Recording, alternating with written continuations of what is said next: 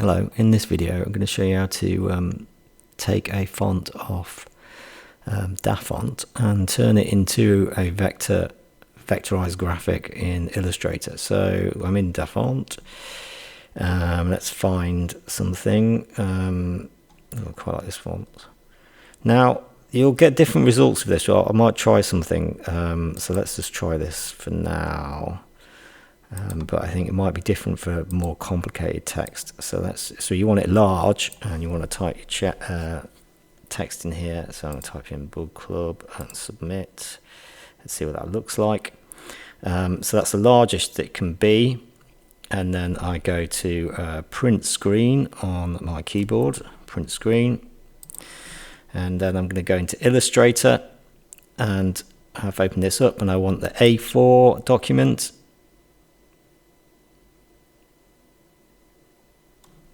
I'm not going to update that yet. And then I'm going to edit, and I'm going to paste. Now obviously it's massive, so I'm going to drag that over here. I'm going to right click and crop image.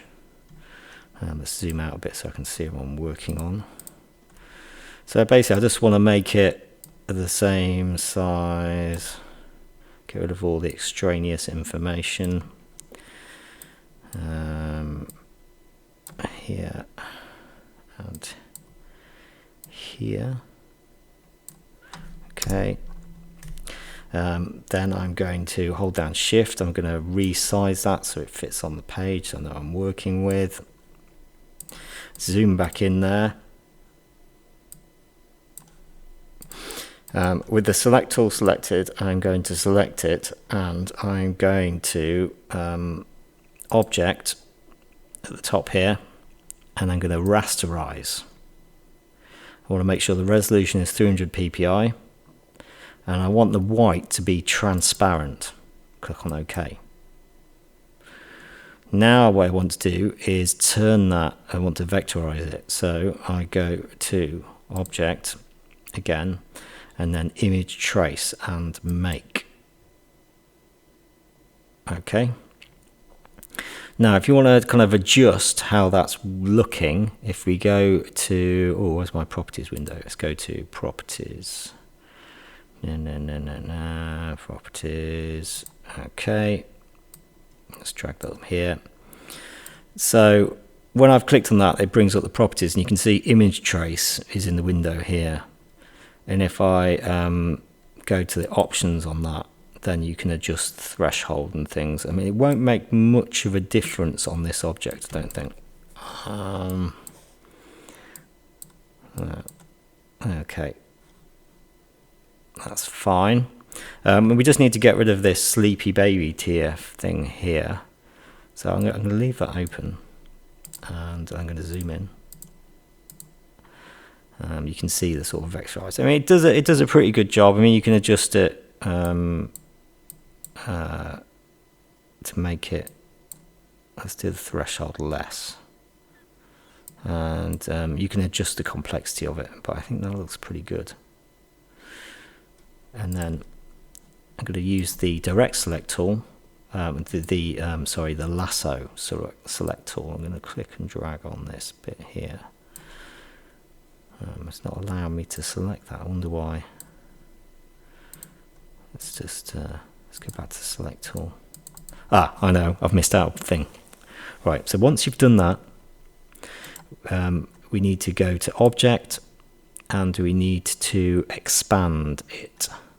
So object, image trace, expand. Okay, and that turns it all into shapes. Then you can set the lasso tool, and we just get that bit, and that selects that bit, so we can delete that. We're also going to delete the background, this bounding box here. It's just whoops. Make sure you've got the select tool, the white select tool, otherwise it'll select everything. Okay, delete. Let's zoom out. Now I'm just going to check that I've got all the bits I need to get by making I'm going to make a rectangle. I'm going to fill it in with a colour. and then I'm going to pick that up and I'm just going to move it behind. This is where's my layers. Let's put that at the bottom. Yeah, because as you can see, we've got a bit of a problem with the buzz. So if I zoom in there and we get the select tool, we can delete that path. Yeah, and get rid of those circles. Let's make sure I've got all that. Yeah, and then let's move this across. Brilliant.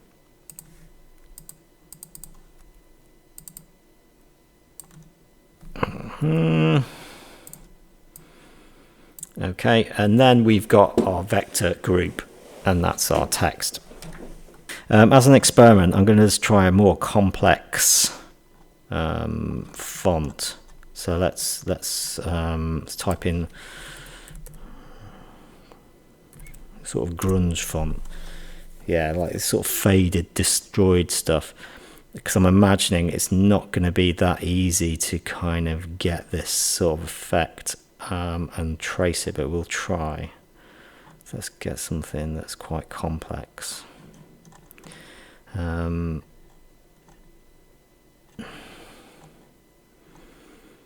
let's try this one. This looks pretty complex. So I'm going to print screen. I'm going to go into Illustrator.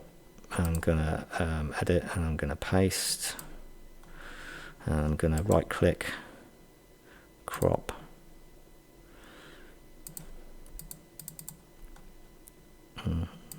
Select it. Down to here, across to here, and to here.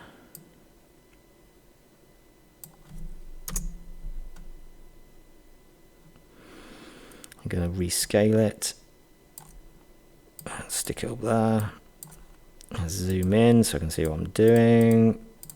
Okay, and then we're going to go to rasterize object, rasterize 300 ppi, white background please. Okay, and then object, and then image trace. Oh, not too bad, not too bad. So if we want to adjust those settings, if we go to advanced down here, so in the properties window, let's turn the noise off, see what happens there. Yeah, so the noise kind of makes it a bit better. Paths, we can increase the amount of paths. Yeah, so that'll give us like pretty much spot on what's there, I think. It gives us 340 paths, so it's quite a complex image, but that's to do all these kind of like textures. I mean, I'd be tempted to do something that was maybe bitmap based for something like this rather than vector, but let's have a look in that. Yeah, it's pretty good. It's pretty good. So let's expand that, go back to live trace, expand. Ooh, yeah, look how complex that is. Loads of paths. And then we're going to get rid of all this malarkey, delete that. I'm picking it all up. Oops. Let's just do that like that. Let's just drag it. I just want to get rid of it all. Delete. I'm going to delete all this background stuff. Now is the test, I suppose, is to put something in the background and see if what we have to delete to actually make it look transparent. So I'm getting the rectangle tool, dragging it here, make it yellowy green. Oh. It's a bit too quick there. Okay. All right, I've got it in black and white mode for some reason. Doesn't matter. Stick that underneath there. So it seems to have done it on quite a few bits, but you're gonna have to get in there really fine and